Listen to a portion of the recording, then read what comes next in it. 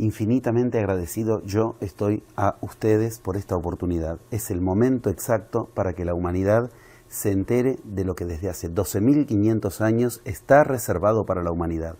Por eso agradezco infinitamente cada posibilidad y esta en particular por la cantidad de interés que muestran históricamente en estos temas. Muchísimas gracias. ¿Qué pasó este 22 de diciembre del 2012 en aquel horario clave reservado desde enseñanzas que abarcan todas las culturas iniciáticas de la historia de la humanidad, señalado para las 11:11 de la mañana de cada pueblo?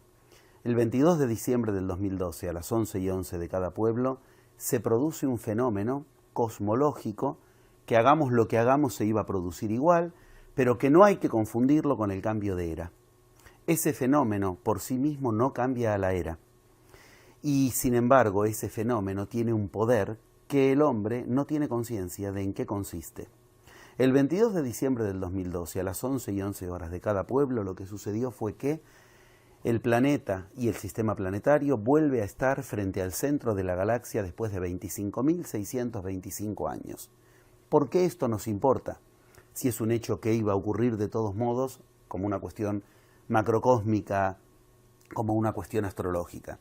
Nos importa de manera superlativa porque estar de frente al centro de la galaxia significa concretamente empezar a recibir una energía que en la antigüedad muy poca gente sabía conectar y que tenía nombres claves. Maná, ki, prana, éter, kausai. En distintas culturas siempre se refiere a esa energía.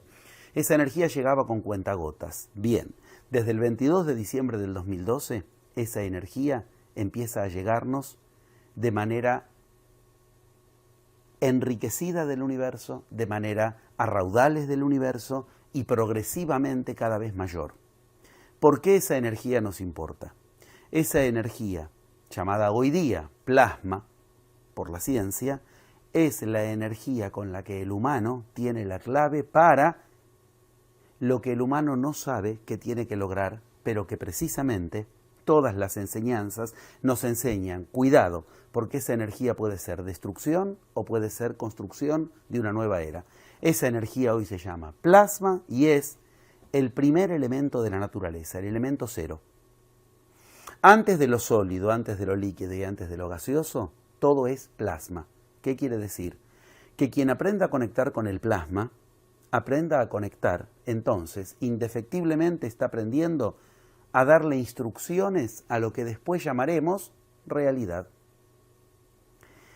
La realidad, o sea, la mezcla de lo sólido más lo líquido más lo gaseoso, recibe instrucciones en estado de plasma. Ese plasma antes era dificilísimo conectarlo. Desde el 22 de diciembre del 2012 nos empieza a llegar a raudales. Esto al hombre lo reconecta con un estado del que el hombre ha perdido total conciencia. Se llama, literalmente, la divinidad. ¿Por qué? Porque ¿qué es lo divino? Lo que crea realidades. ¿Y qué es la creación de la realidad? Lo que precisamente nos permite hacer el plasma. La gran pregunta es, entonces, ¿y qué cambió desde el 22 de diciembre del 2012 hasta nuestros días? En estos pocos meses que transcurrieron desde esa fecha, ¿qué pasó? ¿Dónde está lo profetizado, lo enseñado? Yo creo que esta es una buena puerta de entrada para entrar a entender de qué se trata la nueva era y al mismo tiempo para entender si lo que fue ubicado para este cambio de era está sucediendo o no. La clave con la que nos conectamos con esta nueva realidad necesita, insisto, son 12.500 años de enseñanzas taoístas, zen, chamánicas, alquímicas, de las culturas más diversas del planeta, culturas que entre sí jamás se conocieron, todas convergen en determinados mapas que nos han dejado. Algunos de ellos son más conocidos, por ejemplo, las céfiras del árbol de la vida, los 11 frutos del árbol de la vida, son un mapa de cómo se usa ese plasma. Lo mismo, rocas mucho menos conocidas como la clave que nos dejó la cultura indígena Hopi, en lo que se llama la roca de la profecía, tiene las mismas claves que enseñan cómo se usa el plasma. Lo mismo en otras culturas, por ejemplo lo encontramos en la roca de Naram Sin, así podría seguir nombrando. mapas, mitos, enseñanzas originarias, Biblias, que en todos los casos tienen codificados los pasos con los que se usa la energía. Esa energía, que el esquema del Pachacutiyam, que lo dan los incas, que el famosísimo zodíaco de Dendera en Egipto es el que nos permite conocer lo que los egipcios decían para el uso siempre de la misma energía, empieza con una clave que es la que hoy, a nosotros como humanos, nos puede permitir hacer el cambio de era. Esta clave es que lo primero con lo cual lograr construir algo es aprender, comprender, ver claramente de qué tenemos que vaciarnos para llenarnos de eso nuevo. Es una sabiduría maravillosa. Es una sabiduría maravillosa. ¿Por qué? Porque en Occidente estamos acostumbrados a que cuando queremos crear algo, lo primero que hacemos, ¿qué es? Preguntamos qué nos falta. ¿Qué me falta? Me falta dinero, me falta trabajo, me falta tiempo, me falta conocimiento. Voy, obtengo eso que me falta y la ilusión es, entonces voy a lograr lo que quiero. El problema es que no funciona. Funciona muy poco y funciona muy mal. La gente se la pasa trabajando, consigue el trabajo, después consigue el dinero y cuando tiene el dinero lo que le pasa a faltar es tiempo y cuando tiene el tiempo lo que le pasa a faltar entonces ella el entusiasmo porque se desgastó con los años. Las enseñanzas originarias que nos preparan para el cambio de era nos advierten que lo primero para construir algo es de qué me tengo que vaciar. Pregunta de sabiduría absoluta. Si yo no logro algo, es porque hay algo en mí que me lo impide. Aprender a detectar de qué me tengo que vaciar es la entrada para generar la construcción que yo quiero. Los pitagóricos para eso tenían una maravillosa metáfora. Cuando tú quieres construir una casa, un edificio, ¿qué es lo primero que tienes que hacer? Un hueco, un agujero en el piso. Primero hay que vaciar para sobre eso llenar. Lo mismo sucede para construir lo que estas iniciaciones, estas enseñanzas iniciáticas nos dicen. Lo que nos dicen es, podemos ser los edificadores de nuestra realidad. Eso es un atributo literalmente divino. Eso es divinidad en marcha. Las enseñanzas iniciáticas nos han avisado. De lo que se trata es de que somos dioses, pero lo hemos olvidado. Lo que las enseñanzas nos han recordado es, somos dioses, mas lo hemos olvidado. Pitágoras trata de recordarnos eso mismo. Platón nos lo dice literalmente, sois dioses, mas lo habéis olvidado. Cristo nos vino a contar un camino con el cual, literalmente, llegar a Dios. Buda enseñó lo mismo, Lao Tse enseñó lo mismo, Huiracocha llegó a la misma enseñanza. Pero cuando los occidentales nos dicen un camino para llegar a Dios, ¿cómo lo entendemos? Dios está ahí, afuera, nosotros estamos acá y tenemos que lograr un camino con el cual un día nos encontraremos con esa realidad divina. ¿Qué día después de morir? Cuando estemos en el paraíso nos encontraremos con lo divino. Llegar a Dios es algo que implica transformarse en ese estado. Entender que nos han dejado instrucciones precisas durante 12.500 años para el uso de esta energía es un privilegio absoluto que no significa llegar a Dios en un sentido de Dios está afuera, yo un día me moriré y llegaré al estado divino. Llegar a Dios significa, en las enseñanzas originarias que nos enseñaron de qué se trata llegar a Dios, como quien dice llegar a médico o llegar a abogado, transformarse en ese estado, alcanzar el estado divino. De eso se trata lo que nos viene a facilitar la entrada en la nueva era. No es una enseñanza repartida aisladamente para algunos. En todo el planeta están contenidas las enseñanzas básicas. Tal vez la que mantiene una cierta función de escriba, la enseñanza hebrea al respecto, es la que más lo oficializó, escribiéndolo en la Biblia judeocristiana que nosotros más conocemos. Yo he estudiado durante 14 años todas las Biblias, todos los escritos sagrados y partes de las claves fundamentales de esta historia. Por eso es que de ningún modo se remiten al origen de la temporalidad bíblica que nos permite ubicar la parte científica solamente descubierta del tema. Para ser claros, Hay que entender que estamos hablando de enseñanzas de más de 10.000 años, porque hay que entender que esto remite a una raíz oculta, idéntica para todas las iniciaciones. La cultura hebrea deviene de una cultura llamada de Medio Oriente y por eso tienen el nombre hebreos. Hebreos significa los que vienen del otro lado. ¿Los que vienen del otro lado de dónde? De un río particular. Ese río tenía una división fundamental, el Jordán estamos hablando, donde los que venían del otro lado eran los hebreos. ¿Qué pasó del otro lado? Del otro lado, ¿quién vino? La Biblia dice claramente en su capítulo 12 del Génesis que el que vino fue Abraham. Y Abraham es una palabra no hebrea. Nadie más en la Biblia se llama Abraham, ni antes ni después. Abraham significa un anagrama de descastados de la casta brahmánica, a-brahman, sin brahmanes. ¿Qué quiere decir? 12.000 años antes del inicio de la cultura hebrea, ya empezó la cultura hebrea cuando los descastados brahmanes de la India ya no quisieron saber más nada con el sistema de castas, el mismo al que en el siglo VI a.C. se va a oponer Buda, se va a oponer al sistema de castas, ya había empezado en aquel 12.000 a.C. ¿Cuándo? Cuando casualmente hay una corriente migratoria que viene del este, los hebreos, los que vienen del otro lado, que son los hindúes que no quieren ya estar limitados por un sistema de castas. Esos hindúes respetan el Sabbat, casualmente los hebreos respetan el Sabbat. Esos hindúes tienen restricciones alimenticias idénticas a las que da la Mishnah para los hebreos, que trato de que se entienda. Hay una enseñanza anterior. Por este motivo, hay que recordarlo, Cristo no era cristiano. Yo lo digo casi como una broma, pero cuando en mis seminarios, en mis plenarios lo digo, la gente como que en ese momento se acuerda de que Cristo no era cristiano, que el cristianismo es un invento que viene 4 siglos después de la muerte de Cristo y que nada tiene que ver con Cristo, que nunca quiso fundar una religión nueva. Cristo era judío. Y como judío, ¿qué hace? Cuando empieza la parte oculta de su historia, hay registros claramente demostrados de que Cristo ¿a dónde fue a buscar sus raíces? A la India. A la India. En los templos de la India y en los templos del Tíbet hay registros de que Cristo estuvo ahí. ¿Por qué se fue a buscar sus raíces a la India si él era hebreo? Porque los hebreos tienen raíces abrahámicas. Abraham. Abraham es el que representa una enseñanza hindú que viene muy anterior a la hebrea. Pero esa enseñanza hindú es una de las enseñanzas que nos preparan para el cambio de era.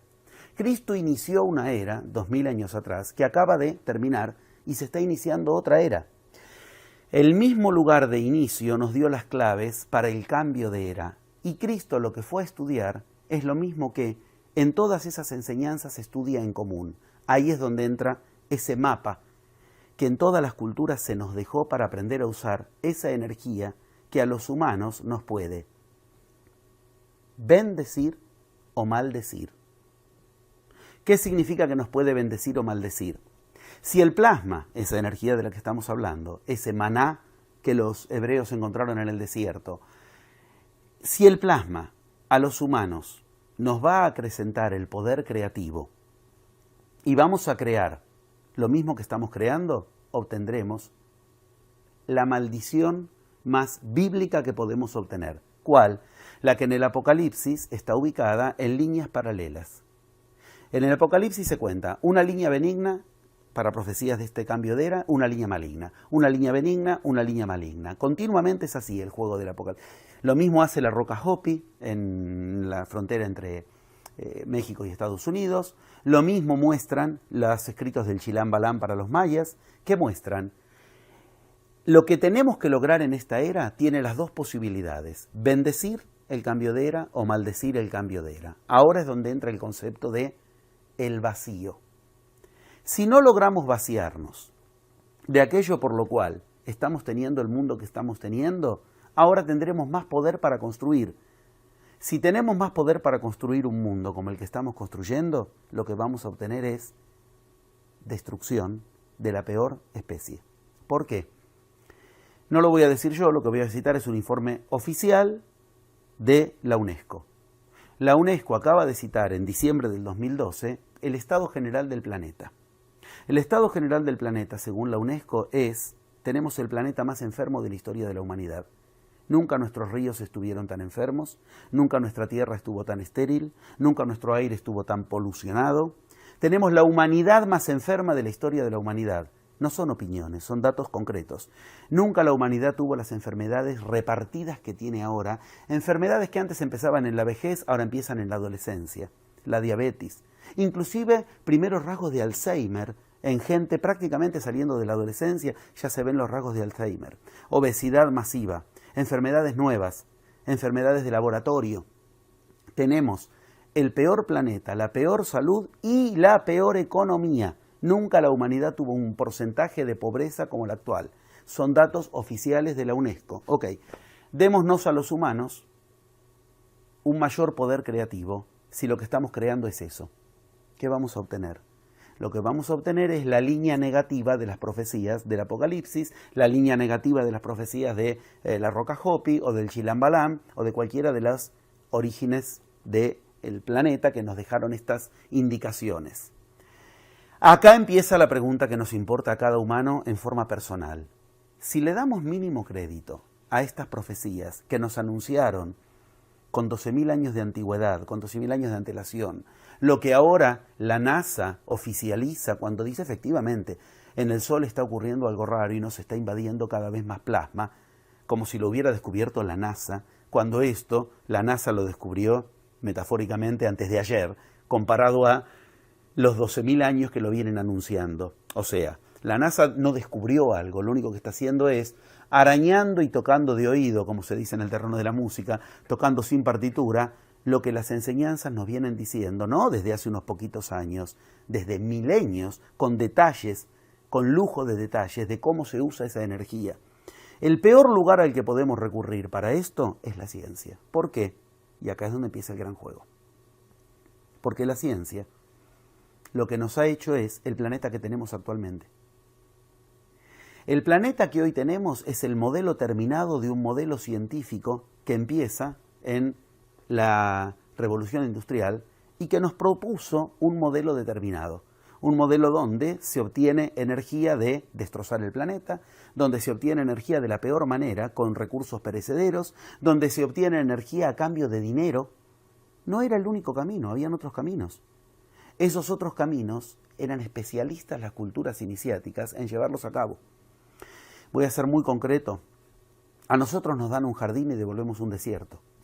En nuestra cultura actual, el planeta era un jardín, cayó en manos de la ciencia y hoy es un lugar absolutamente enfermo. A las culturas iniciáticas les daban un desierto y les devolvían un jardín. Yo he viajado por todo el mundo investigando las culturas iniciáticas. Y puedo decir que siempre lo que más llama la atención es parten de lugares inhóspitos, desiertos, cimas de montañas inútiles, estériles, que uno puede decir, ¿qué se puede hacer acá? Esas eran las que elegían para vivir. Inclusive el famoso Nilo en Egipto, que uno dice, ¿por qué no se fueron a construir la cultura a un oasis? Y no en ese lugar donde desborda y deja una brea imposible que te invade la casa 2 veces por año. No, parte del mensaje central era ese. El humano hoy día no sabe construir una realidad nueva con esta energía maravillosa que nos propicia el cambio de era. Y que no sepa construirla es porque primero y principal el humano está recurriendo a aquello a lo que menos debería recurrir. ¿A qué está recurriendo? A lo que todas las profecías nos advierten que son los 4 paradigmas que llevaron el planeta al estado calamitoso en el que está. Y no todos nosotros, los hombres contemporáneos, nos hemos educado en estos 4 paradigmas. Mientras sigamos pidiéndole permiso a estos 4 paradigmas para creer que la realidad es lo que esos 4 paradigmas nos dicen, obtendremos las líneas malditas de las profecías. Quiero ser totalmente explícito. Los 4 paradigmas que el hombre tiene que dejar de poner en el centro de la realidad están claramente ubicados en todas las culturas que nos advirtieron de esta energía que nos iba a invadir, entre comillas, o que nos iba a impregnar, o que nos iba a beatificar, según el uso que le demos. Ordenémoslo. Las mismas culturas que 12.000 años atrás nos avisaron lo que ahora está ocurriendo a nivel cosmológico, nos advirtieron que no hay que hacer y que sí hay que hacer. Lo primero es de que hay que vaciarse, o sea que no hay que hacer. Lo que no hay que hacer es seguir poniendo en el centro de nuestra realidad a los 4 paradigmas que nos llevaron a tener la realidad patéticamente decadente que tenemos hoy en el planeta. Los informes de la Organización Mundial de la Salud demuestran una humanidad enferma y cada vez más enferma. Los informes de la UNESCO demuestran una humanidad, un planeta, un clima cada vez más enfermo. Eso es producto de estos 4 paradigmas. Estos 4 paradigmas están nombrados en el Apocalipsis como los 4 jinetes del Apocalipsis. Estos 4 paradigmas están nombrados en la roca Hopping como los 4 muñequitos representados, dibujados en esa roca. Estos 4 paradigmas están representados en el Bhagavad Gita de la India como las culturas deformadas. Están nombrados como los 4 culturas deformes, las que no hay que seguir porque te van a deformar. Así en cada cultura están claramente situados. Y hoy, estos 4 paradigmas, sin saberlo, son los que nos han hipnotizado, adoctrinado, para que cada humano, cuando tenemos la oportunidad de usar la energía plasmática que ahora ingresa en el planeta, no podamos generar algo distinto, porque lo primero que hacemos es ir a buscar estos 4 paradigmas. Voy a empezar nombrándolos del modo en que en la Biblia judeo-cristiana están nombrados, porque es donde más conocido es en Occidente. Pero insisto, podemos ir a cualquier cultura de la historia de la humanidad y nos ha dejado la misma clave. Nos vamos a la India, los 4 sunyas de la India hablan de esto mismo. Nos vamos a la roca del sol, a la piedra del sol de la cultura azteca, los 4 que están alrededor de Tonatiuh, del centro de la roca, son estos 4 mismos y están descritos siempre igual. Los vamos a nombrar como se nombran hoy día. Estos 4 paradigmas son ciencia, política, economía y religión. Sería bueno preguntarnos a nosotros mismos, ¿qué queremos hacer cuando queremos hacer algo? Lo voy a repetir otra vez. ¿Qué queremos hacer cuando queremos hacer algo? Supongamos, yo quiero hacer algo en mi vida, quiero hacer un viaje, quiero crear mi casa, quiero generar un estado de salud determinado en mí, un estado espiritual o una economía. Estamos adoctrinados los humanos para pedirle permiso a esos 4 paradigmas, empezar por ahí. ¿Cuánto tengo o no tengo? Paradigma económico. Yo no puedo generar mi casa y inmediatamente cuando veo que no puedo generar la realidad que quiero, ¿qué hago? Le pregunto a estos 4 paradigmas. ¿Tengo dinero? Lo primero que se nos ocurre. Eso es empezar por un paradigma, el de la economía. ¿Tengo dinero? Y si no tengo dinero, no puedo. Ok, todas estas culturas que yo mencioné, yo viajé a las culturas iniciáticas que aún hoy tienen reservorios del saber originario en algunos hombres sagrados de esas culturas que casi nunca quieren recibir al hombre blanco. A mí me recibieron porque yo llevaba algo similar. Mi investigación me había demostrado ciertos pasos en común entre todas esas culturas. Ok, en esas culturas, por ejemplo, en muchas de ellas no se conoce el concepto de dinero y han levantado culturas enteras. ¿Qué significa esto? ¿Volvamos a las cavernas? No, avancemos. Vamos a entender que esos 4 paradigmas los podemos aprender a usar sin que nos cierren las puertas que nos han cerrado en la vieja era. Cuando uno empieza preguntándose si tiene o no dinero, ya le está rindiendo pleitesías al paradigma de la economía. Voy a usar la Biblia judeocristiana, decía. En la Biblia judeocristiana hay uno de los 4 jinetes del Apocalipsis, que es el que se viste de negro, dice la Biblia, y que es el que dice cuántos denarios vale el aceite y cuántos denarios vale el vino y cuántos denarios vale el arroz, el trigo. ¿Qué quiere decir esto? Está hablando de la economía, el que dice los precios. A ese la Biblia lo nombra como jinete del Apocalipsis y aclara. Apocalipsis, porque como tiene 2 sentidos, Apocalipsis en el sentido de destrucción, no te deja lugar a dudas. Estoy hablando del capítulo 6 del Apocalipsis. Capítulo 6, los siguientes 6 versículos, el famoso 666, mucho tiene que ver con esto. Bueno, jinete de la destrucción, la economía. ¿Qué es lo primero que nosotros hacemos? Queremos tener una economía sólida, queremos empezar por ahí. Y si nuestra economía no es sólida, renunciamos a generar lo que queremos en nuestra realidad. Segundo paradigma al que consultamos, la política. Esto en la Biblia, en el Apocalipsis, está ubicado como el jinete que se llama Bayo. Bayo es un color verde amarillo y dice el jinete que se viste de Bayo, el jinete del caballo Bayo. ¿Qué es ese jinete? Es el jinete que detrás suyo tiene al Hades, O sea, tiene el infierno escondido, bien clara la descripción de un político, y es el que busca el poder.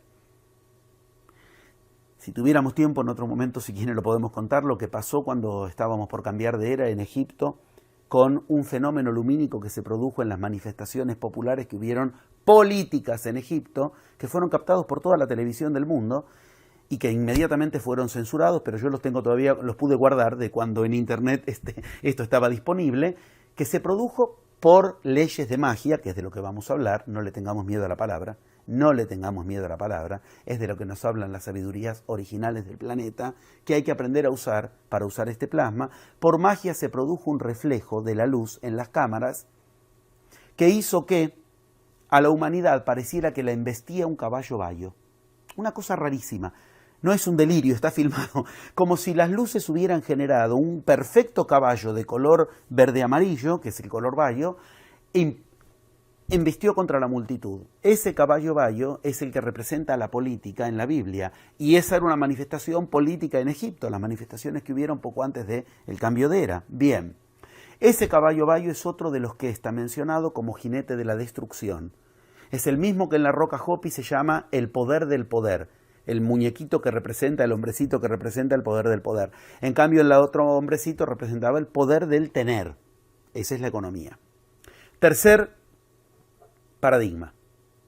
El paradigma de la economía, la política, la ciencia como paradigma.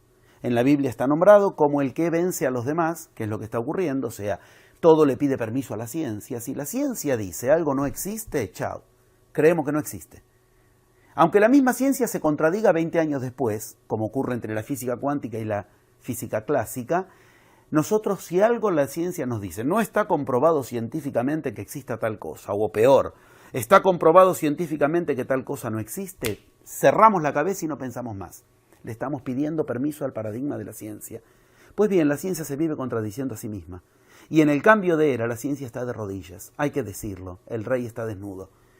Las continuas estafas en nombre de la ciencia, la estafa de la máquina de Dios, el generador de hadrones, las 4 estafas continuadas del sistema de salud, estafas científicas, donde el Tamiflu famoso de la gripe A hizo que un laboratorio tenga que terminar pagando $3.000 millones para que no se hagan más investigaciones.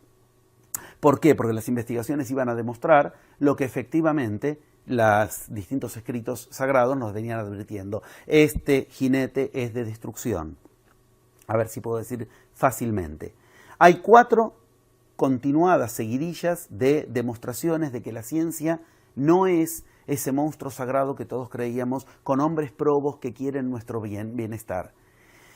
El generador de hadrones en este momento es una demostración absoluta. El generador de hadrones dejó de funcionar y después de que dejó de funcionar salieron a decir que se había hecho el descubrimiento del famoso bosón de Higgs. Después de que dejó de funcionar. ¿Por qué? Porque la Unión Europea no quería seguir financiando el chiche, el juguete nuevo de los científicos.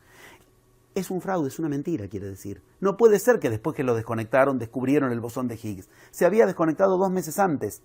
Pero como dejaban de dar el presupuesto de la Unión Europea al centro CERN, que es el que maneja esto, entonces efectivamente salieron a la luz con supuestos descubrimientos que en realidad no sabemos siquiera para qué nos servirían si los han descubierto, y en realidad ni siquiera está ubicado que lo hayan descubierto porque estaba apagada la máquina. Vayamos por una vía más práctica. ¿Cuánto salió el generador de hadrones? Llevamos $6.000 millones gastados en ese juguetito. ¿Qué obtuvimos a cambio? Nada. Promesas de futuro vacías. ¿Qué hubiera pasado si esos $6.000 millones se invertían de otro modo? ¿Cómo? Como las culturas iniciáticas enseñan. Por ejemplo, a cada pobre del mundo se le da 1 metro cuadrado de tierra con, no se necesitan más, no se necesitan más que lo que voy a decir ahora, 11 semillas en 100 metros cuadraditos de tierra, 1 metro cuadrado, de tierra, empieza a generar, con lo que se llama la permacultura, un modo de vida en el que por lo menos la gente va a tener nada más y nada menos que garantizado alimento. ¿Cuánto hubiera salido darle a todos los pobres de la humanidad, de África, de India, de cada lugar de la humanidad, un metrito cuadrado de tierra con 11 semillitas para que empiecen a generar permacultura, 1.000 millones de dólares. Nos ahorrábamos 5.000 millones de dólares, con resultados concretos. Gente bien alimentada difícilmente se enferme, sistemas de salud que ya no son necesarios. Estamos hablando de cosas muy concretas. ¿Esto qué es? Esto es no poner más en el centro de la realidad a lo que la ciencia nos diga. Hace 11 años exactamente se generó el mapa del genoma humano. ¿Para qué nos sirvió? Nada. Nada. No hubo una enfermedad que se pueda curar gracias al mapa del genoma humano. ¿Cuánto nos salió ese chiste? 2.000 millones de dólares de 11 años atrás. Sumemos 6.000 millones de dólares de la máquina del generador de hadrones, 2.000 millones de dólares el genoma humano. Sumemos. Ahí solo ya tendríamos, redondeando, 8.000, 10.000 millones de dólares. Con eso solo podíamos curar el hambre de toda la humanidad para siempre. Con resultados concretos. Andar gastando plata en los juguetitos de los científicos mientras la humanidad se muere de hambre es tan ridículo como el otro paradigma, el de la política. Seguir creyendo que algún político nos va a resolver algo. Yo viajo por todo el mundo, tengo el honor de ser recibido en cada vez más lugares del mundo. Nadie les cree más. Ya no es como hasta hace unos años, cuando el gobierno era de derecha, salían los de izquierda a decir, cuando nosotros estemos en el poder las cosas van. Ahora la gente está, como el movimiento lo nombra, indignados. ¿Qué es los indignados? No queremos más este sistema político, punto. Sea de derecha, de izquierda o del centro, no les confiamos más. Empezó en Barcelona, empezó en España, se expandió a Europa, ya está en Grecia, ahora está en Brasil. Todo esto estaba profetizado. Las profecías nos decían esto. Caída del paradigma económico, caída del paradigma político. ¿Hace falta explicar que la economía en el mundo fue un fracaso absoluto? Caída del paradigma económico.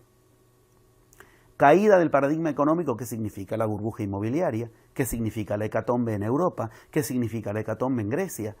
Caída del paradigma económico, caída del paradigma político, políticos a los que ya nadie les cree, en todos lados terminan en fracasos absolutos. Ya no es una cuestión de tercer mundo o primer mundo. Es decir, Rajoy, Hollande o los presidentes más de países tercermundistas terminan en el mismo desprestigio.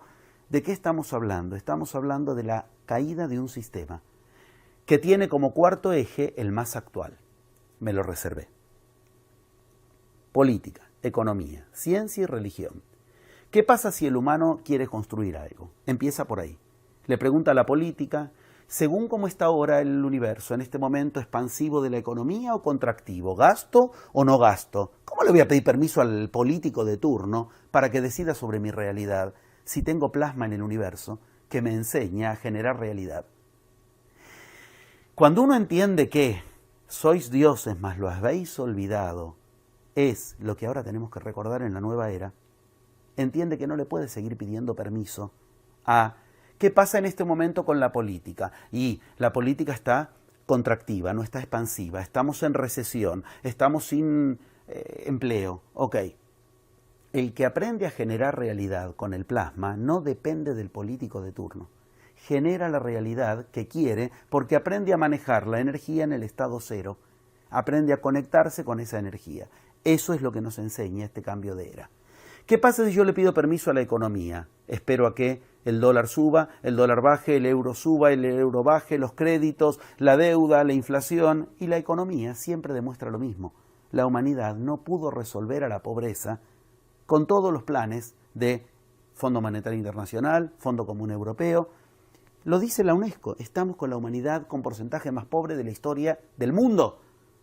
Todo esto basado en ¿qué? En nuestro querido monstruo sagrado llamado ciencia. Basta recordar que, ¿qué es la política? Una ciencia. Se llama ciencia política. ¿Qué es la economía? Una ciencia. Se llama ciencia económica. Ciencia, economía y política. Tres ídolos con pies de barro que casualmente cuanto más se acercaba este bendito 22 de diciembre del 2012, más fueron mostrando en el mundo que ya no pudieron sostenerse. Que la economía, la política y la ciencia empiezan a mostrarnos que no son las que nos van a traer las soluciones que queríamos. El cuarto elemento del que nos tenemos que aprender a vaciar, y después quiero explicar muy bien qué significa aprender a vaciarse, si no vamos a creer que no hay que usar la ciencia, entonces toda la tecnología, es como creer que el problema está en eso. No es así. Es muy clara la profecía, es muy clara la enseñanza, la iniciación en todas las culturas que habla de esto. Entendámoslo. Cuarto elemento, dijimos política, dijimos economía, dijimos ciencia. El cuarto elemento es el que casualmente, en cuanto empezó el cambio de era, ¿qué pasó? Produjo una revolución. Se llama religión. Y la religión establecida en Occidente, como la que más masivamente produce, ¿qué entendemos por la relación a lo divino? Es la religión católica, la religión de la Iglesia Católica. ¡Qué casualidad! Se produce algo extrañísimo cuando cambia la era. Así como la ciencia está demostrando sus pies de barro, la economía y la política, la religión produce algo extrañísimo. Cae un papa.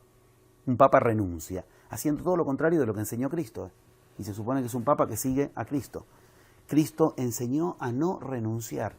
Y la mejor muestra la tenemos cuando en el huerto de Getsemaní, en el huerto de los olivos, Cristo quiso renunciar, aparta de mí este cáliz, y él mismo inmediatamente se dio un cachetazo a sí mismo. No, que renuncia, nada de renunciar. Un papa que renuncia es lo mismo que decir, voy a usarlo gráficamente el término, pero voy a usarlo, un anticristo. Es lo mismo que decir la Iglesia encarnando lo anticristo. Cristo enseñó a no... Si un papa renuncia, ¿qué nos queda a los de a pie? Si un papa que tiene las mejores medicinas a su disposición, los mejores hospitales del mundo a su disposición, la mejor comida a su disposición, las mejores renuncia porque está cansado y está viejo, ¿qué le queda a todos los demás? ¿Qué le queda a los demás cansados? ¿Qué le queda a los demás viejos? ¿Qué le queda al que no tiene las mejores medicinas, comidas y lugares del mundo? El Papa renunció.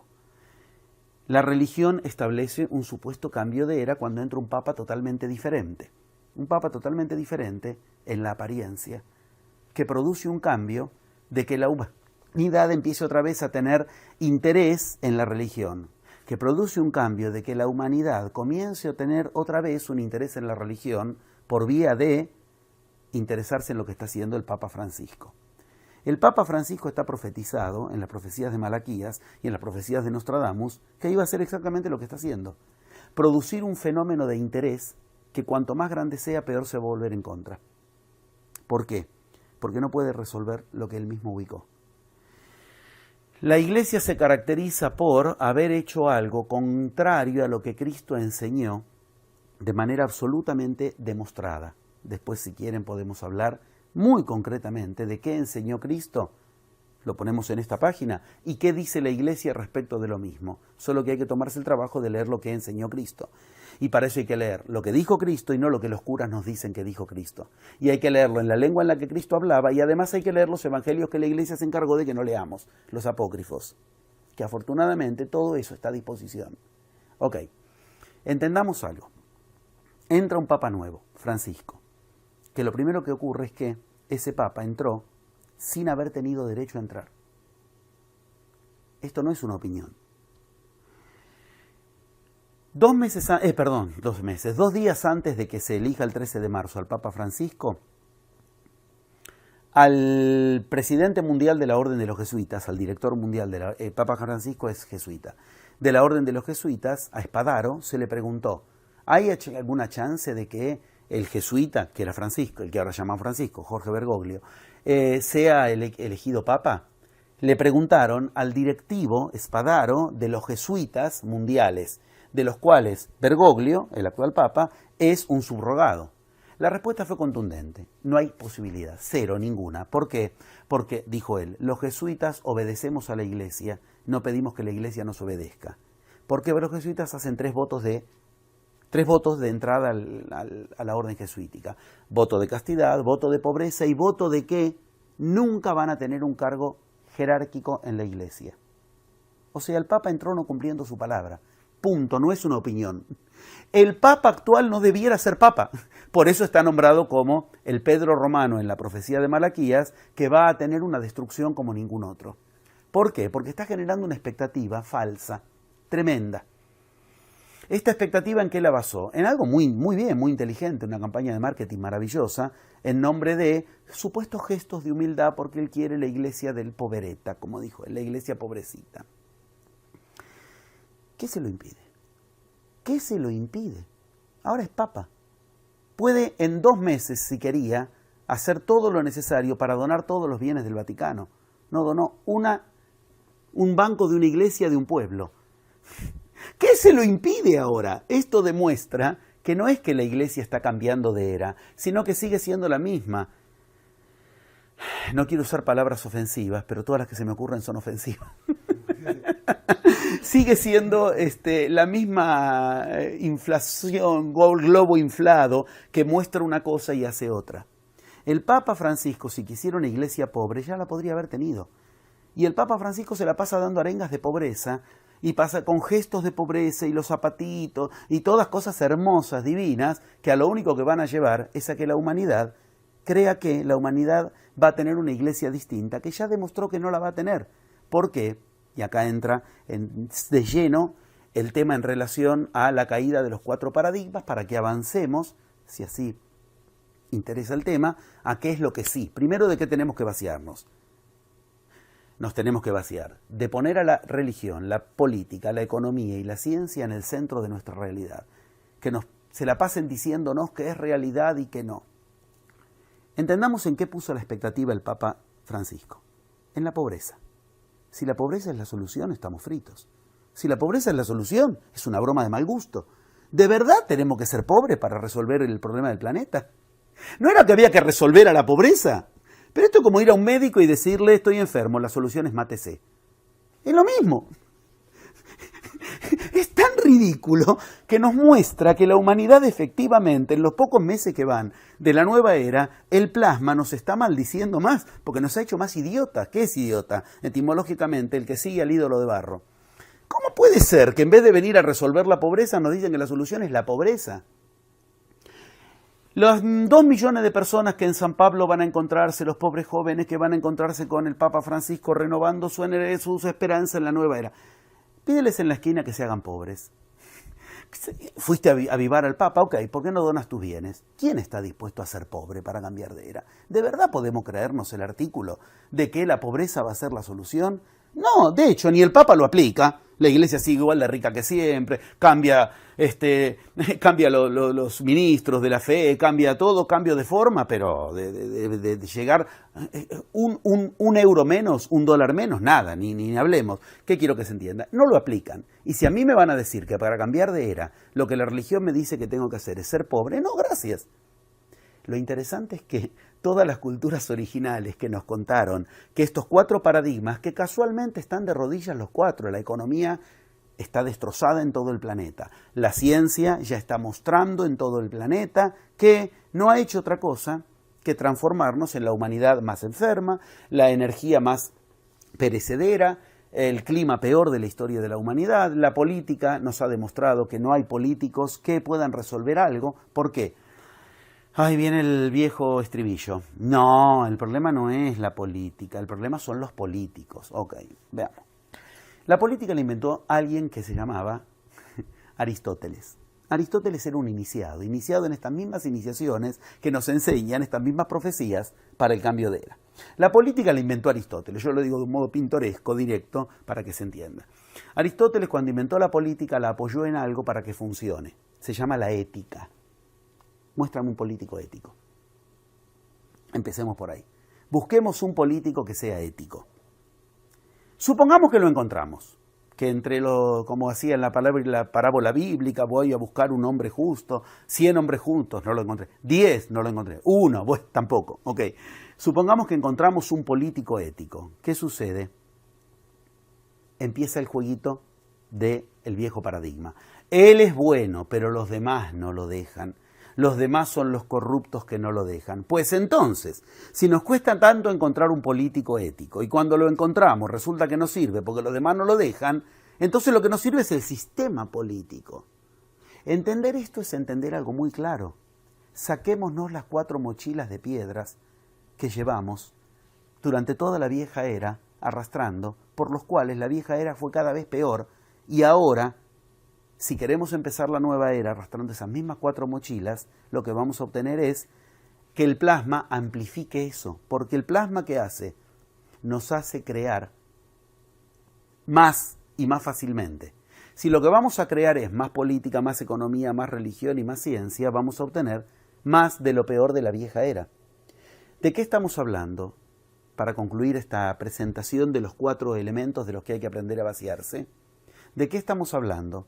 De lo que en la roca del sol, en la piedra del sol de la cultura azteca, el que se llama habitualmente mal llamado calendario azteca, entendamos qué es lo que está en el medio. En el medio, ¿qué tiene? Un personaje muy particular, Tonatiuh, del que vamos a hablar después, y 4 casilleritos al costado. Uno representa la política, otro la economía, otro la ciencia y otro la religión. Esa piedra del sol es el mapa del cambio de era, el mapa de la vieja era y el mapa de la nueva era. Las 3 cosas. Mapa de la vieja era, mapa de la nueva era y mapa del cambio de era. ¿Y qué nos está mostrando? Que los 4 paradigmas imperantes, política, economía, religión y ciencia, van a convivir, pero no van a estar más en el centro. Eso es el cambio de era. No puede ser que la ciencia decida qué estado de salud voy a tener yo. No puede ser que la economía decida qué nivel de vida voy a tener yo. No puede ser que los políticos decidan qué es real y qué no es real porque la política no logra resolver tales o cuales cuestiones. Y no puede ser que la religión decida qué estado espiritual tenemos los humanos y qué tenemos que hacer para los humanos tener un camino espiritual. ¿Van a seguir existiendo la política, la economía, la ciencia y la religión? Sí, pero el cambio de era ¿en qué consiste? En sacarlos del centro, vaciar el centro de nuestra realidad de eso. Y estoy tratando de ser muy concreto. Cuando digo, si tú quieres generar algo, una realidad, viajar por el mundo a investigar, a enseñar, a hacer turismo, a hacer tu estado de salud determinado, si tú quieres tener un estado espiritual determinado, si tú quieres generar tu casa, tu empleo, tu apartamento, no puedes depender de lo que los 4 paradigmas te dicen que es real o que no es real, que es posible o que no es posible. Y lo que hay que ubicar que es en el centro de la realidad al elemento con el cual manejamos al plasma. Acá empezó el tema.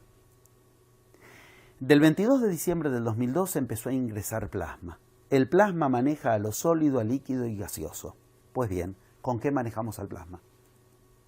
El que aprende a manejar el plasma generará una realidad propia, no le tengamos miedo. Y generar una realidad propia, ¿qué es? Adquirir conciencia de lo divino en lo humano. Somos dioses, mas lo hemos olvidado, y es momento de recordarlo. Porque quien genera realidad es al que en todas las Biblias del mundo se llama Dios. Para yo generar realidad voy a tener que aprender a usar una energía, llamada el plasma, que no la voy a poder utilizar sin un profundo viaje interior que me lleve a vaciarme de con qué generé la realidad que no es la que quiero. ¿La ventaja cuál es? El plasma va a amplificar todo lo que hay. ¿Qué quiere decir esto? Si yo me generé un problema, el plasma me va a generar un problema infinitamente mayor. Yo tengo un cálculo en la vesícula, me voy a generar un meteoro en la vesícula, un iceberg, una piedra gigante. Tengo un pequeño desfasaje en mi economía, iré a la bancarrota. Tengo un pequeño problema de pareja, iré a la bancarrota de pareja. Pero ¿qué quiero que se entienda?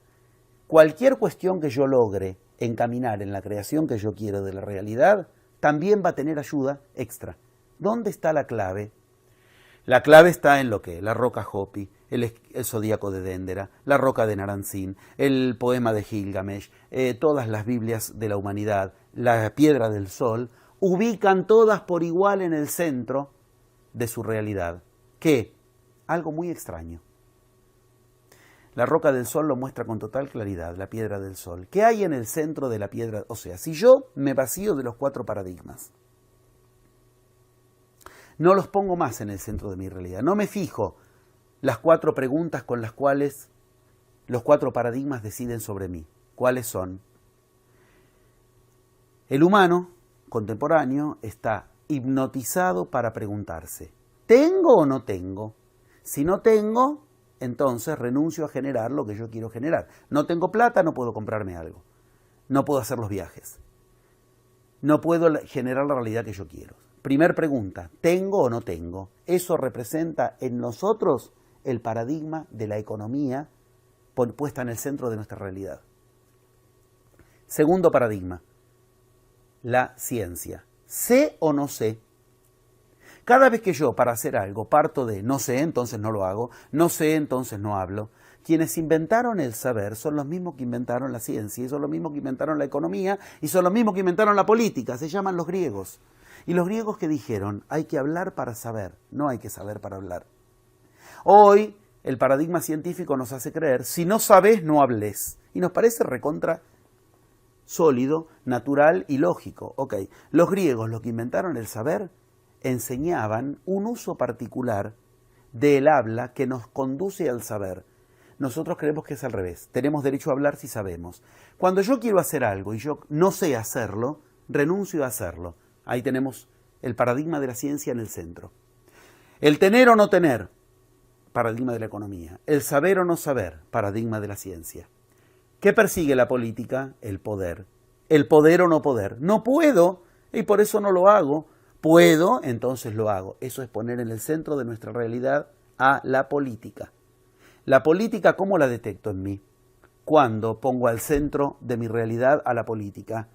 Cuando no dependo de lo que ocurre afuera simplemente. Dentro mío hay un político educado en la vieja era, el que me dice el poder está primero. ¿Y qué es el poder? Si no puedo, renuncio. No puedo, ¿qué querés que le haga? No puedo.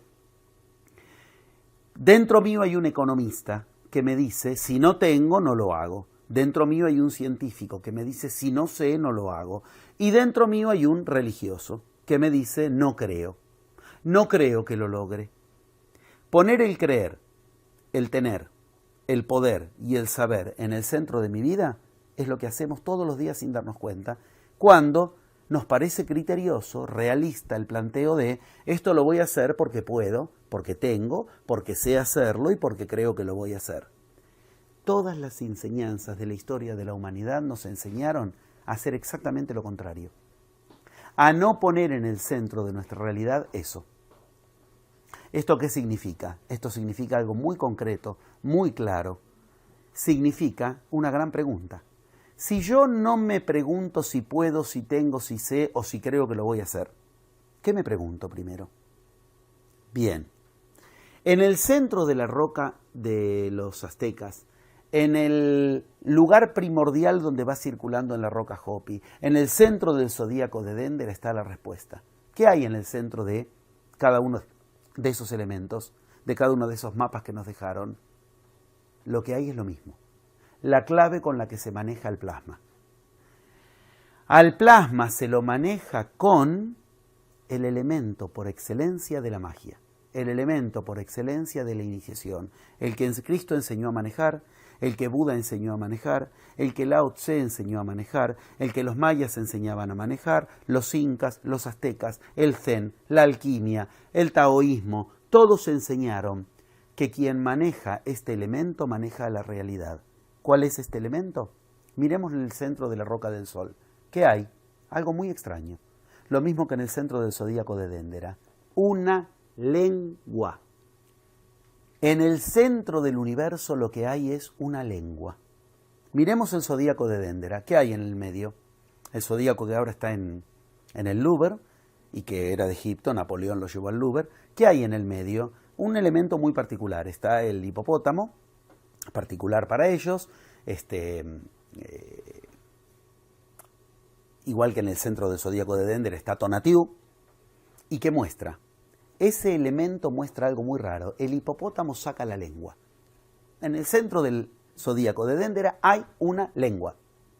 Del mismo modo que en el centro de la roca del sol hay una lengua. Esto es la nueva era. Aprender a generar realidad con lo más difícil de manejar y lo que me va a exigir un viaje interior insospechado hasta que se lo inicia. Ese viaje interior es el que nos enseñan a hacer las culturas iniciáticas y los grandes iniciados. El viaje interior a manejar el poder oculto de la palabra. Generar el poder oculto de la palabra es generar que el plasma aprenda instrucciones para que después las lleve al estado llamado realidad. Podemos tener puertas de entrada de las más diversas al tema, pero lo primero que tenemos que entender que es, en concreto, ¿qué hemos dicho hasta ahora? Me tengo que vaciar de poner en el centro de mi realidad a los 4 paradigmas imperantes y tengo que entonces aprender a generar una realidad sin pedirle permiso a esos 4 paradigmas. ¿Con qué voy a generar mi realidad? Si yo no necesito tener, saber, poder y ni siquiera creer o no creer que lo voy a lograr. Lo que voy a poner en el centro de mi realidad es aprender a generar con la palabra lo que quiero lograr en la realidad. Así empiezan todas las Biblias del mundo. En el inicio era la palabra. La palabra se la llama el logos, la palabra se la llama el verbo, pero siempre nos está diciendo lo mismo. ¿Qué nos está diciendo? En el inicio está la palabra. ¿Cuál es la disciplina en la historia de la humanidad que nos enseña a usar la palabra? Si yo tuviera que decir, ¿cuál es la disciplina en la historia de la humanidad que nos enseña a usar el dinero, la economía? ¿Cuál es la que nos enseña a usar el raciocinio, la ciencia? ¿Cuál es la que nos enseña a usar el poder, la política? ¿Cuál es la que nos enseña acerca de lo espiritual, supuestamente la religión? Okay. ¿Cuál es la ciencia que en la historia de la humanidad nos enseña a usar el logos? Lo que está en el inicio de cada una de las Biblias tiene un solo nombre y se llama la magia. Por eso el inicio del cambio de era está tan emparentado con que la magia resurge. Si uno ahora les escucha las conferencias a los científicos en el mundo, descubre algo muy raro. Los científicos de vanguardia, los físicos cuánticos, cada vez citan menos a otros científicos y cada vez citan más textos de magia. ¿Qué dijo el Veda, el Rig Veda? ¿Qué dijo el Samar Veda? ¿Qué dijo el Atharva Veda? ¿Qué dijo Sakyamuni Buda? Empiezan a citar textos de magia, textos de iniciación por excelencia. ¿Qué quiere decir esto? Se está redescubriendo esa enseñanza de 12.500 años. Quien aprende a manejar la palabra, aprende a manejar el plasma. Y quien maneja el plasma, se maneja en 11 pasos consecutivos, genera la realidad que quiere. ¿Qué quiere decir generar la realidad que quiere? No depender de si los científicos encontraron o no la cura a algo, dicen que es posible o no curar algo. No depender de si la economía está bien o está mal en el mundo. No depender de los caprichos de los políticos de turno. No depender de que la iglesia me diga, con el catecismo y el misal del domingo, qué es lo que me lleva a un camino espiritual o qué no. Generar realidad propia es aprender a generar el uso de la palabra. ¿Con qué entramos fácilmente a la nueva era? Primero y principal, aprendiendo a atender a nuestra palabra.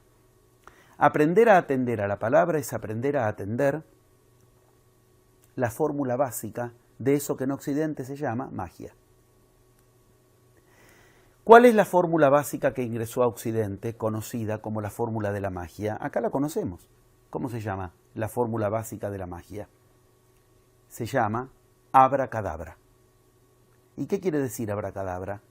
Es la conjunción de lenguas sagradas, que significa literalmente Averaj Dabar.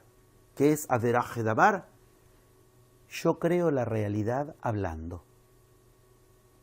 Esta base de la magia es lo que se necesita conectar. Cuando a Cristo le preguntaron ¿con qué hay que tener cuidado en la realidad?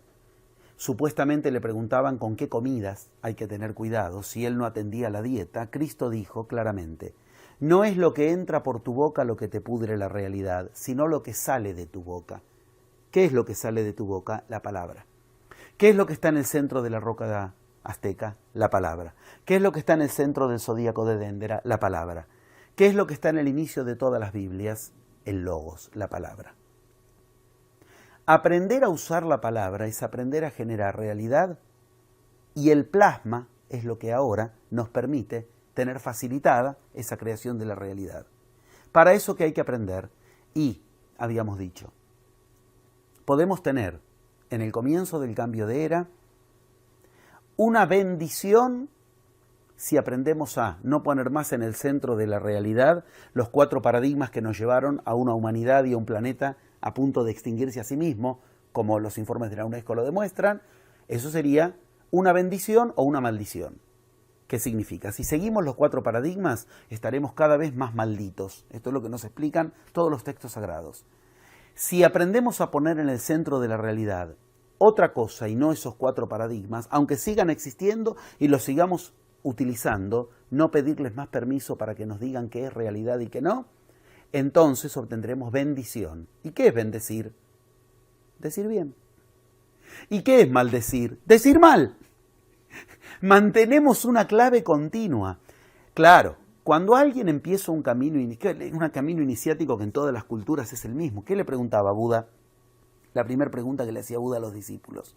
Perdón, ¿cuál era la primera pregunta que le hacía Buda a los discípulos? ¿Quién mueve tu lengua cuando tú hablas? ¿Por qué?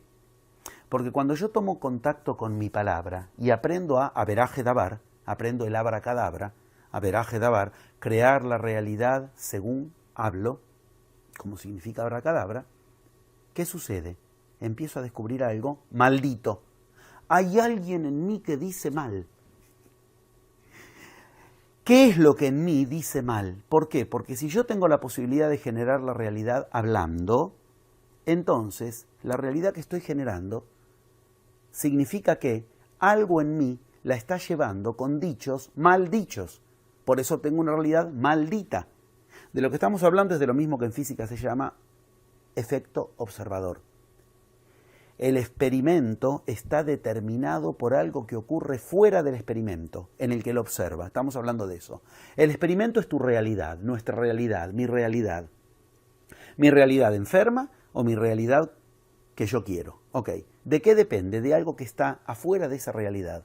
El que vive la realidad es el que está gestándola. Acá vienen las grandes preguntas. Las grandes preguntas que son, ¿pero qué es lo que en mí genera esa realidad?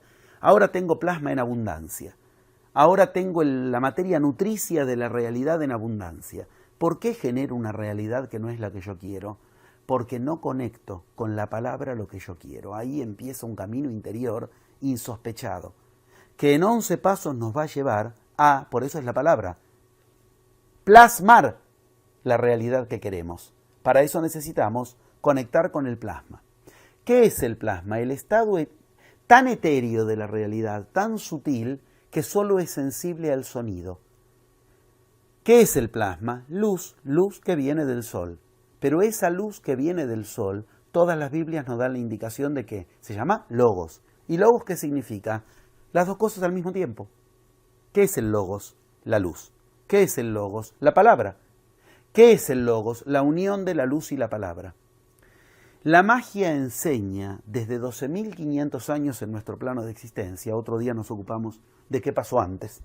Ya tenemos bastante con desocultar 12.500 años.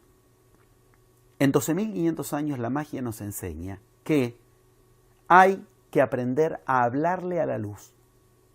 ¿Qué decía Cristo? Una palabra bastará para salvarnos, pero esa palabra tiene que ser una palabra de luz. Manuscritos del Mar Muerto estoy citando. No hay iniciado que no nos haya dicho que la palabra de luz es importante. Todos nos dijeron lo mismo. No hay iniciado que no nos haya dicho eso. Sea un Pachacútec inca, o sea Cristo, o sea Buda, o siempre trataron de unir la palabra con la luz, la palabra con la iluminación. Esto no es una metáfora, esto es una técnica, esto es una filosofía y esto es un camino. Un camino en el que, cuando yo quiero dar a luz, ¿qué es dar a luz? Generar realidad. Lo tengo que hacer con aquello que genera a la realidad. ¿Qué genera la realidad? El plasma. ¿Y con qué manejo el plasma? La clave está en esas palabras claves que los griegos inventaron para esto.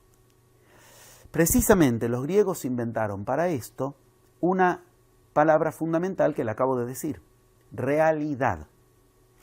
Todo el mundo quiere generar realidad, todo el mundo quiere ser realista, todo el mundo quiere vivir en la realidad y nos parece un gran mérito adaptarnos a la realidad. Preguntémosle a cualquiera del mundo, ¿qué es la realidad? Tenemos para 12.500 años de debate. Los griegos que inventaron la palabra realidad la dejaron muy claramente ubicada. Realidad es la unión de dos cosas. ¿Qué? La sustancia, la res, que está en la etimología de realidad, pero antes hay una etimología previa que es la revis. ¿Y qué significa revis? Mente. ¿Qué es la realidad? Lo que la mente hace con la sustancia. La pregunta es, ¿y con qué manejo a la mente? Con la palabra.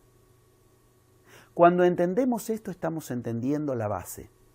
Si yo quiero generar mi realidad y mi palabra está regida por lo que la ciencia me dice que es real, lo que la política, la economía o la religión me dicen que es real, yo ya empecé la nueva era en el molde de la vieja era. Y el mismo Cristo nos dijo, no se puede poner vino nuevo en jarras viejas porque se toma feo gusto. No se puede poner la nueva era y el plasma en el molde de la ciencia, la política, la economía y la religión. Hasta ahora hemos hablado sobre todo de lo que no hay que hacer.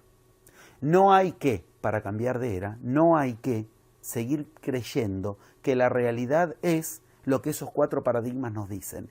Y este acto es el que genera que entonces yo me vacíe de pasar por los vasijas viejas, por los vasos viejos, cuando quiero ponerle el vino nuevo del plasma.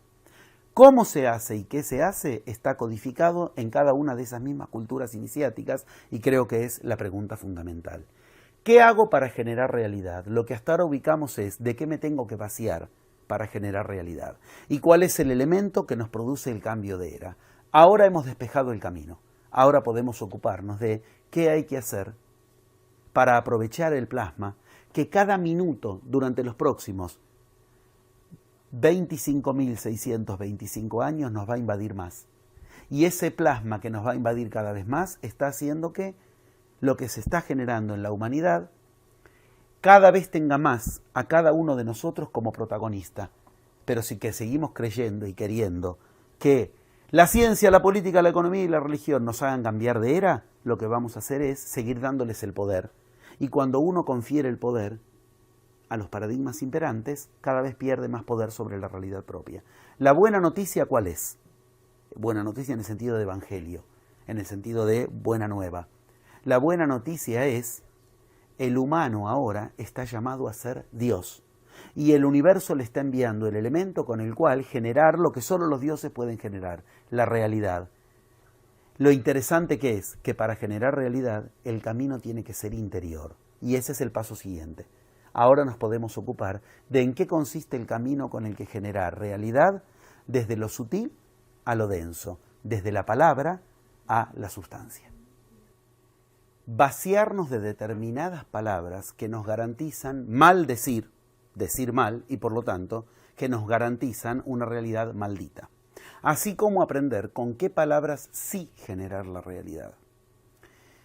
Yo quiero ser muy concreto, aunque el tema obviamente ahí abre el universo de lo sutil rigiendo sobre lo denso. El 90% de las palabras que en Occidente estamos acostumbrados a poner en el pedestal y hacer las reverencias, no los encontré en las culturas originarias que generaron las mejores realidades del planeta. Entendamos. Yo tengo cierto juego que hago con los mismos seminarios que yo doy en el mundo. Cada vez que voy a un lugar en el mundo a dar un seminario, no me importa si es verano, invierno, siempre les digo, van a ver lo que va a suceder. Justito antes de empezar el seminario, justito después, van a ver que llueve. Pero cuando empiece el momento del seminario, van a ver que hay sol. Esto es un ritual milenario, una carta de presentación, que demuestra algo muy claro. Si tú puedes armonizarte con el clima, de ahí para abajo puedes armonizarte con la economía, la salud, todo es más fácil de ahí en más. ¿Esto qué significa? Lo sutil genera realidad sobre lo denso. Las culturas que enseñan a armonizarse con el clima te dicen, si tú logras armonizarte con el sol, con la lluvia, ¿cómo no vas a lograr armonizarte con cualquier otra cosa de la vida cotidiana? Yo aprendí en esas culturas, con más de 100 viajes de investigación a esas culturas, que las palabras que nosotros tenemos como más sagradas no las conocen. Son culturas que, por ejemplo, a los incas nunca les falló una cosecha. Estamos hablando de oficialmente 200 años de historia. Si nos ponemos a hablar de cómo los incas hablan de los incas, para ellos su cultura es milenaria. Nunca les falló una cosecha. Lo mismo pasó con los mayas mientras siguieron la enseñanza original. Cuando se apartaron, por supuesto, tuvieron calamidades. En las culturas incas, cuando empezaba la fiesta del sol, lo que hacían era un ejercicio de confianza absoluta en lo que iban a enseñar, en lo que iban a hacer y en lo que iban a... Apagaban todos los candiles, todas las velitas, todas las luces del pueblo. Y en el momento exacto en que tenía que pasar un rayo de luz, el 25 de junio de cada año, por el templo sagrado, ponían yesca, ponían paja, ponían algo seco, para que amplifique la luz y inmediatamente con un cristal eso genere la llama. La pregunta es, apagaban todas las luces del pueblo, todos los candiles. ¿Qué pasaba si justo esa mañana estaba nublado o llovía? Se quedaban sin luz hasta el próximo 25 de junio. Nunca les falló. ¿Qué quiere decir esto? Culturas que tienen ese nivel de precisión, de poder ubicar, tal día a tal hora va a haber sol, como cuando yo voy a dar los seminarios, hago la presentación absoluta de la eficacia de lo que voy a enseñar. Culturas a las que nunca les falló una cosecha, nunca tuvieron inundación, nunca tuvieron sequía, por lo tanto nunca tuvieron hambre, mientras siguieron la enseñanza original. No tenían robos. No tenían robo. ¿Para qué van a robar si generan la realidad que quieren? Cuando yo iba en los primeros viajes a Machu Picchu, a las pirámides de Chichén Itzá, a Oriente, a Egipto, yo me acuerdo que en algún momento medio me enojé y les dije, muéstrame una cárcel, muéstrame un hospital desde aquellos tiempos. No había, no tenían cárceles, no tenían hospitales.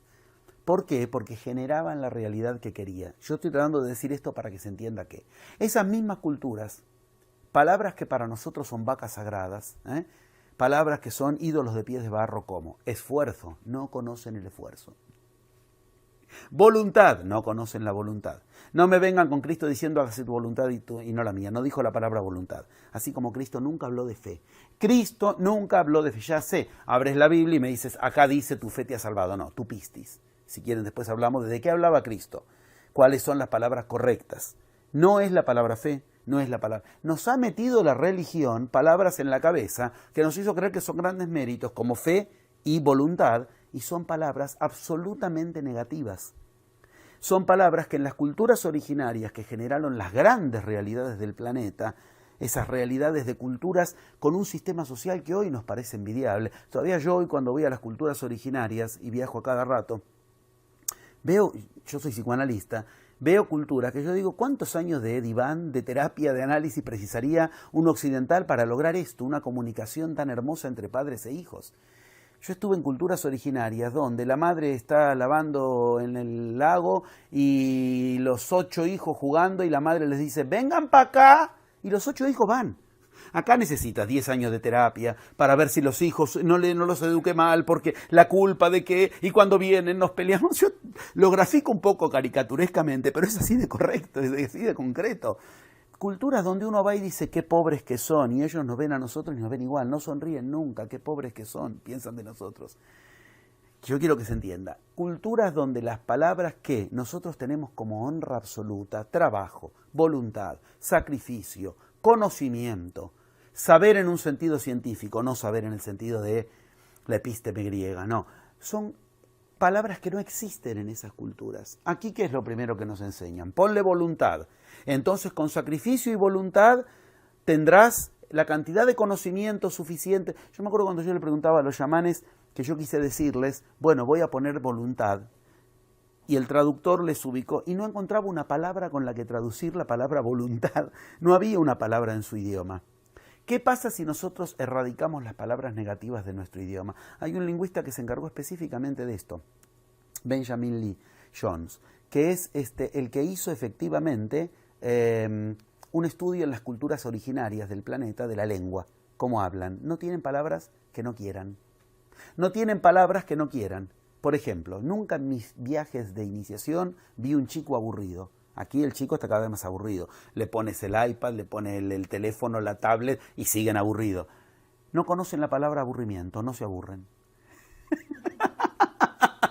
Como no tienen la palabra aburrimiento, no se aburren. No conocen la palabra robo, no roban.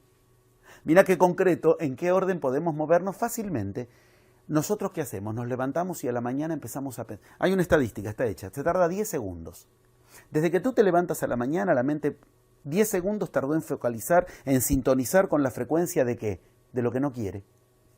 A los 10 segundos de levantarse, el promedio es, ya la mente está pensando en lo que no quiere. El problema que me quedó de ayer, mi dolor, lo que hoy tengo que hacer. La mente focaliza, sintoniza el día primero con lo que no quiere. Yo estuve con los queros, que son los queros legítimos, los originarios.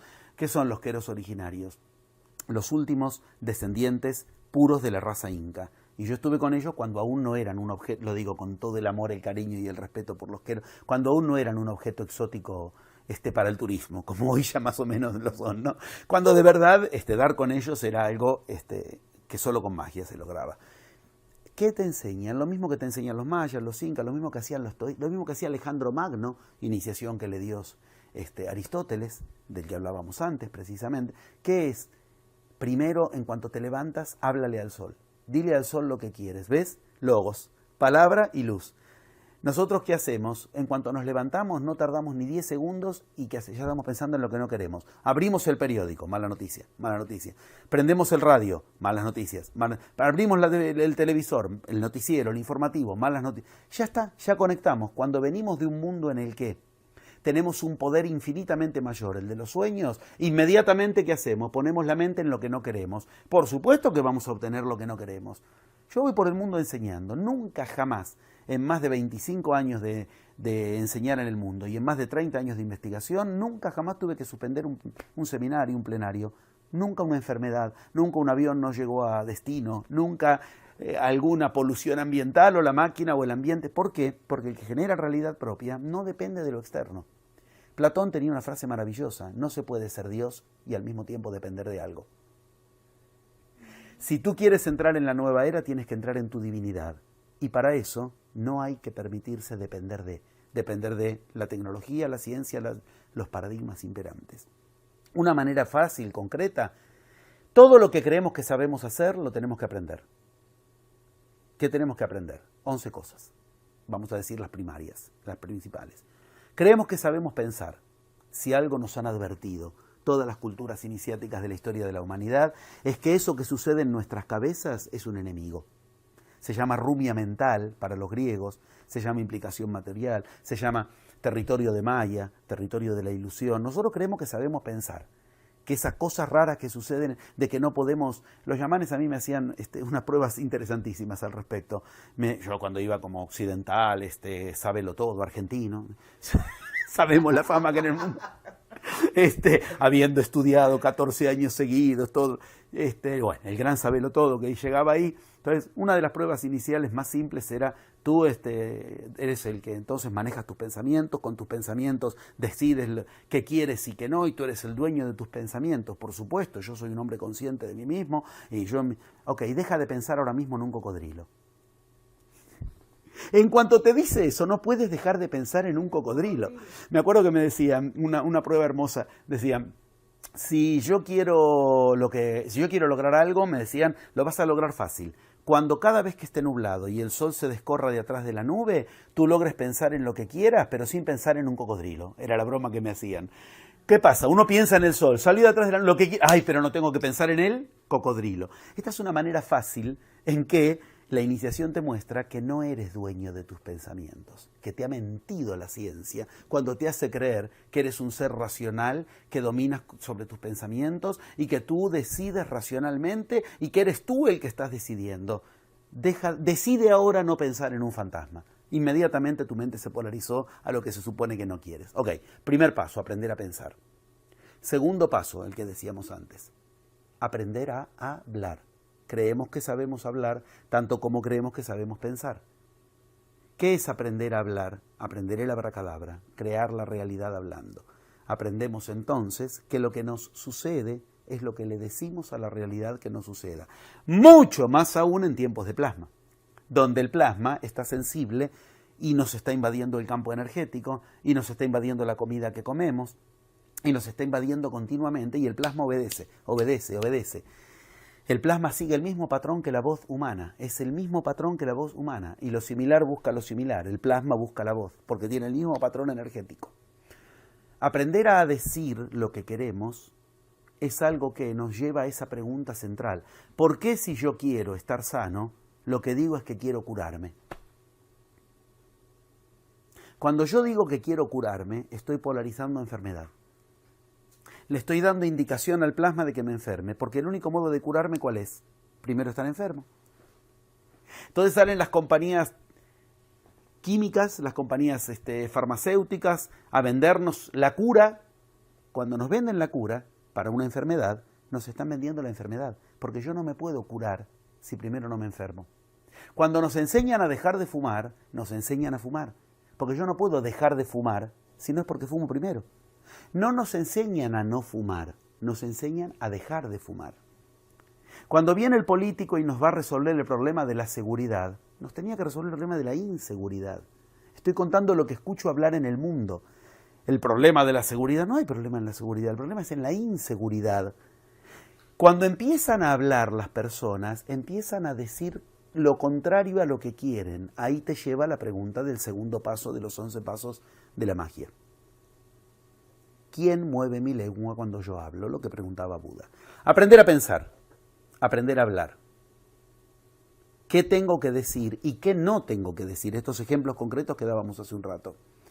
Aprender a lo que en Occidente, pero ni se nos ocurre que se puede aprender. Aprender a sentir. En Occidente creemos que no se nos ocurre juntar esas dos palabras. En Occidente creemos que sentir es algo que no se puede aprender. Y además creemos que es un mérito. Yo sigo lo que siento. Estúpido. Estúpido. O sea, te estás dejando manejar por algo que en ti está codificado y que si tú fueras de la cultura de al lado y no de la cultura de la que eres, sentirías cosas completamente distintas. Nosotros creemos que es un mérito dejarnos llevar por lo que sentimos. Cristo enseñó claramente que hay que aprender a sentir lo que queremos. Se llamaba el concepto Macarios. Y Macarios es lo que la Iglesia, ignorantemente, pero con un arte de marketing absoluto, nombró como bienaventurados. Bienaventura significaba aprender, Macario, aprender a sentir lo que yo quiero sentir. Cristo enseñaba a sentir lo que quieras sentir. Eso mismo enseña las culturas originales. Cuando Cristo dice hay que amar al enemigo, ¿qué te está diciendo? Vas a tener que aprender a sentir lo que tú quieres, no dejarte llevar por el sentimiento. Una manera concreta. Esto mismo que los yamanes me enseñaron, que se llama Munai en la cultura yamánica, es lo mismo. Macarios, ¿qué significa? No, bienaventurado porque se supone que tengo que serlo. No, yo me tengo que aprender a sentir bienaventurado. Eso significa Macario. Yo tengo que decidir. Ahí volvemos al tema de la pobreza. Cristo jamás, nunca estuvo a favor de la pobreza. Cristo hablaba de los tojos, no de los penes, como se tradujo en griego la palabra pobre. Bienaventurados los pobres. Mentira. Cristo nunca dijo bienaventurados los pobres, como hoy lo entendemos. Pobre es alguien que, como se supone que el Papa Francisco quiere ahora, que la pobreza nos va a resolver todo. Bienaventurados los tojos, decía Cristo. No, los tojos, digo bien, no los penes. ¿Qué son los penes en el sentido griego? Son los que no tienen dinero. Los tojos eran los aparte del sistema, los que no forman parte del sistema, los que no se dejan llevar por el paradigma imperante. A esos son a los que Cristo nombró bienaventurados. No tiene nada que ver con la cuenta bancaria. Bienaventurados los pobres en un sentido como hoy creemos. Aprender a sentir lo que quiero es algo que rompe los moldes de la cultura occidental, porque nosotros creemos que el sentimiento no lo podemos decidir, manejar, controlar. Aprender a sentir. No yo siento tal cosa, sino ¿qué quiero sentir yo? Es completamente negativo informarle a mi realidad, al plasma que va a generar mi realidad, yo siento amor por él, ¿qué quieres que le haga? Ya sé que es una mala, pero no lo puedo dejar. Le estoy informando a mi realidad que yo siento amor por él. ¿Y por qué no lo dejas de amar? Y no puedo, ¿ves? ¿Por qué no amas a quien te conviene amar? No, amor es una cosa y conveniencia es otra. Y es más, nos han educado para creer que es un mérito casarse por amor y no por conveniencia, estúpidos. ¿Cómo te vas a casar por amor? El amor estamos todos de acuerdo en que es ciego. ¿Cómo vas a comprar una heladera estando ciego? ¿Cómo vas a comprar un refrigerador, un auto estando ciego? ¿Vas a comprar una persona para el resto de tu vida que esté al lado tuyo estando ciego? Las culturas iniciáticas, ¿qué hacían? te enseñaban a estar con la persona a quien amaba. Estaba prohibido que armes lo que hoy sería matrimonio con quien amabas. Prohibido. ¿Qué tenías que hacer? Vete a convivir con él. Cuando empieces a ver lo que es en la convivencia, dentro de 6 meses hablamos. Si dentro de 6 meses quieres seguir viviendo con él, entonces puedes casarte, si no, no. A los 6 meses, ¿qué ocurría? Tú habías decidido si ibas a querer amarlo o no. Así empiezan las cuestiones que se llaman casamientos por dinastía. Estaba prohibido casarse si no lo amabas, pero tú tenías que casar con tal porque a la dinastía le convenía. ¿Qué? No entiendo nada. ¿Cómo? Yo me tengo que casar con tal que es obligatorio. Sí, pero lo tienes que amar, si no, no va a funcionar. O sea, te estaban diciendo todas distintas maneras de explicar. Tienes que aprender a sentir lo que tú quieras. Olvidémonos del terreno del amor entre personas. Y yo me siento inseguro, yo me siento depresivo, insatisfecho. Todo eso se resuelve en un plumazo. El paso 3 de la magia. Te enseña a coordinar los 2 hemisferios cerebrales para que un hemisferio y el otro dejen de estar divorciados. El hemisferio derecho siente una cosa, pero el izquierdo piensa otra cosa. Aprendiste a pensar y la palabra los coordina. Y con la palabra generas el sentimiento que quieres. Que no hay que decir y que sí hay que decir. Hay que aprender a pensar, hay que aprender a hablar, hay que aprender a sentir. 4º paso. Hay que aprender a leer el universo como un código de señales que me van diciendo con cuestiones cotidianas, continuas y chiquitas en qué consiste lo que yo le estoy diciendo al plasma. Si es lo que yo creo que le estoy diciendo o me estoy desviando en mis dichos y no me enteré. Ese es el 4º paso que se llama las señales. Aprender a leer en las señales cotidianas si estoy generando la realidad que yo quiero o no. Porque en tiempos de nueva era, en tiempos de plasma, es tan rápida la plasmación de lo que le damos instrucciones a lo sutil para que genere lo denso, para que se plasme, que si yo no me doy cuenta a tiempo de si le estoy generando lo que quiero o no, cuando ya lo que se generó no es lo que yo quiero, es tarde, porque el plasma rápido lo genera. Entonces tengo que aprender a leer señales. 5º paso, aprender a usar la palabra maldita en Occidente que todos tememos. Y que es una palabra inventada por los griegos nuevamente, no para que te la haga otro, y no nos enseñaron. Evaluación. ¿Evaluación qué es? Lo contrario de devaluación. O te evalúas o te devalúas. A nosotros no nos enseñan en Occidente a evaluarnos. No nos enseñan a evaluar si, por ejemplo, estamos en condiciones de dar tal paso o no. Tratamos de darlo y después descubrimos no había que abrir la sucursal para el negocio, se me fundió el negocio. No aprendí a evaluar si estoy en condiciones de casarme o no, de ya tener hijos o no.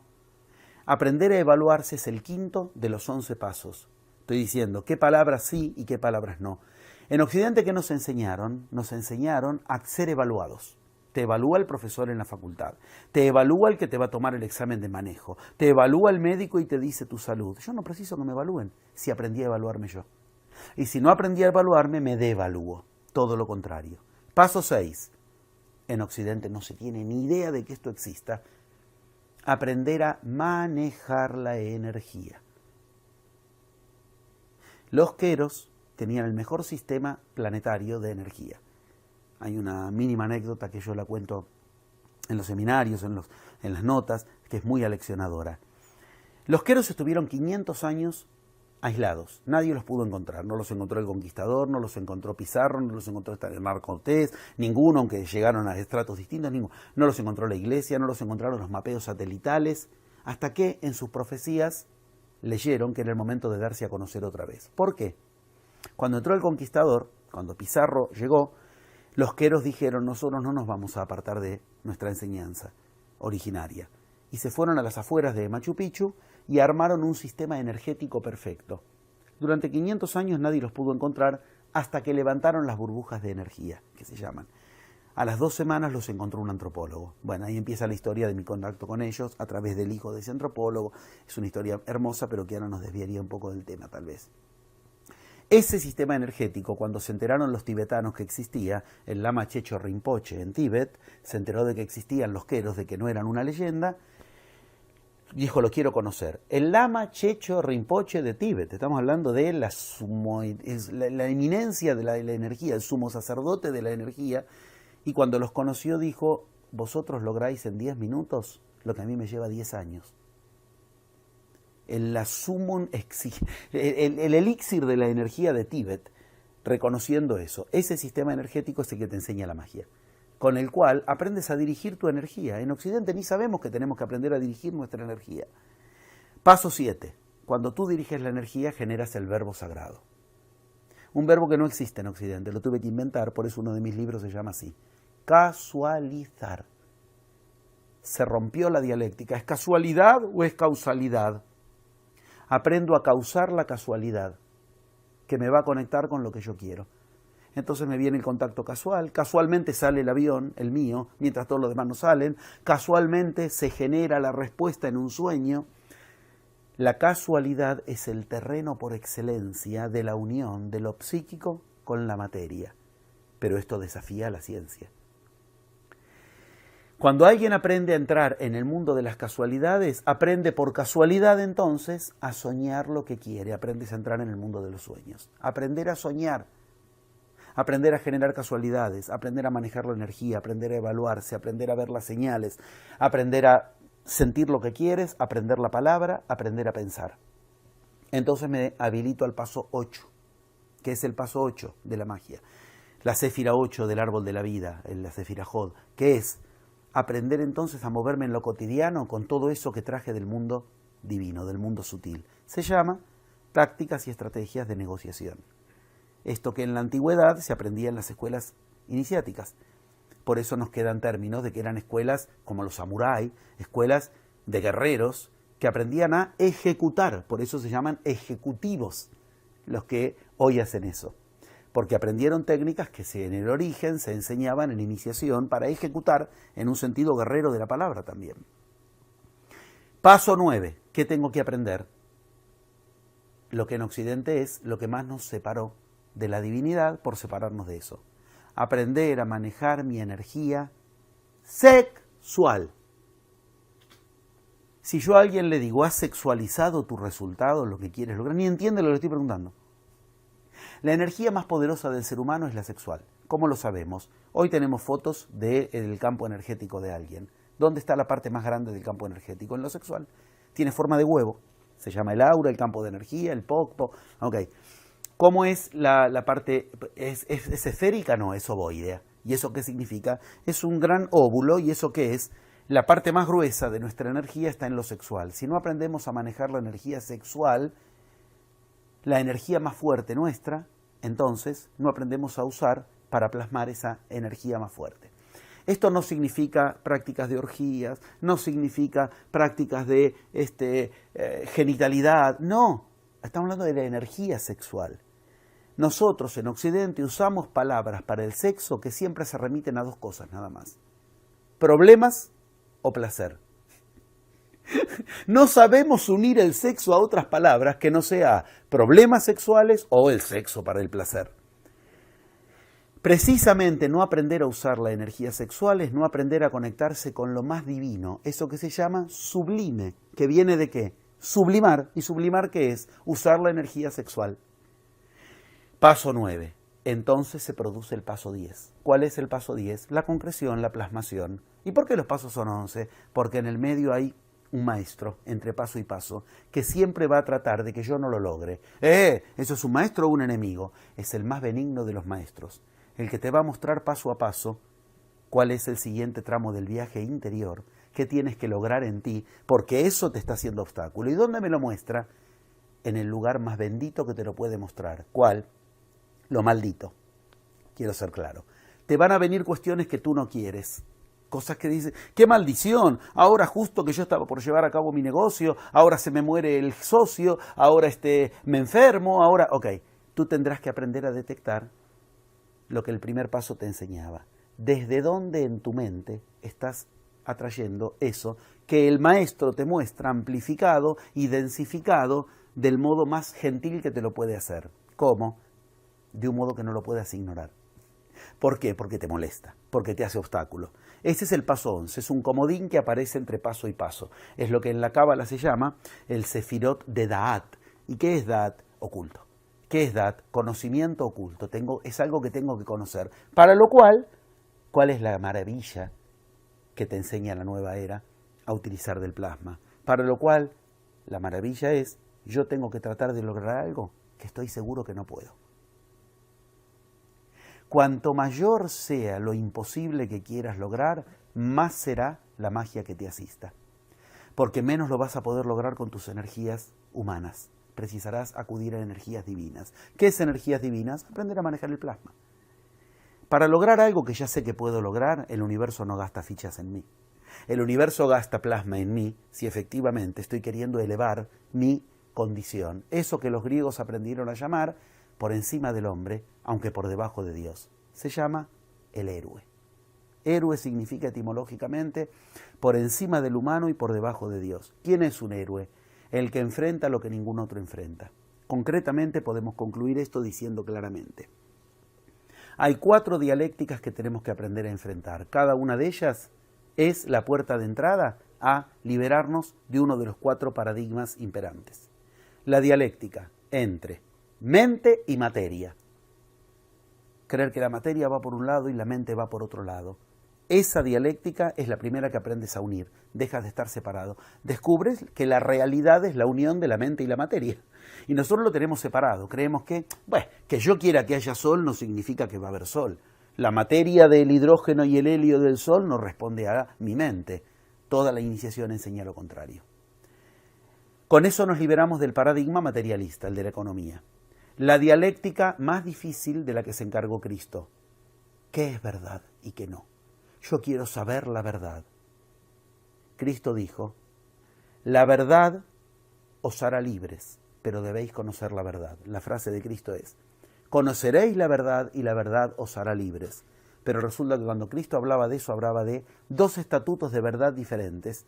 Y nosotros cuando decimos la palabra verdad no tenemos idea de qué estamos hablando. ¿Qué es la verdad? La dialéctica saber verdad nos libera de la ciencia, que nos hace creer que la ciencia sabe lo que es verdad. Tercer dialéctica de la vida cotidiana. La dialéctica entre sexualidad y muerte, tánatos y eros.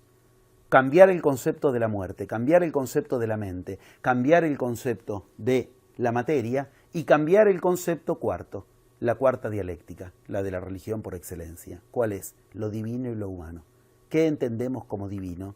¿Un estado externo a lo humano o la semilla humana que tenemos que aprender a activar para generar lo que solo lo divino puede generar, la realidad?